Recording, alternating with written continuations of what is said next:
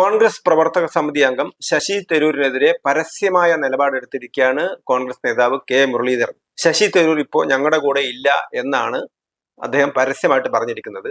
ഇനി കേരളത്തിലെ പരിപാടികളിലൊന്നും തന്നെ, പാർട്ടി പരിപാടികളൊന്നും തന്നെ ശശി തരൂരിനെ വിളിക്കുന്ന പ്രശ്നമില്ല എന്നാണ് കെ മുരളീധരൻ പറയുന്നത്. ശശി തരൂരിനെതിരെ എന്ത് നിലപാട് സ്വീകരിക്കണം, അതായത് അച്ചടക്ക നടപടി എന്ത് സ്വീകരിക്കണം എന്നുള്ളതിനെ കുറിച്ച് കോൺഗ്രസിന്റെ ഹൈക്കമാൻഡ് തീരുമാനിക്കുമെന്നും മുരളീധരൻ പറയുന്നു. അതിനർത്ഥം ഹൈക്കമാൻഡിന്റെ അനുവാദത്തോടു കൂടിയാണ് കേരളത്തിൽ ശശി തരൂരിനെ പാർട്ടി പരിപാടികളൊന്നും വിളിക്കേണ്ട എന്ന് തീരുമാനിച്ചിരിക്കുന്നത് എന്നുള്ളതാണ് അത് പരസ്യമായിട്ട് കെ മുരളീധരൻ പുറത്തു പറഞ്ഞതിലൂടെ നമുക്ക് മനസ്സിലാവുന്നത്.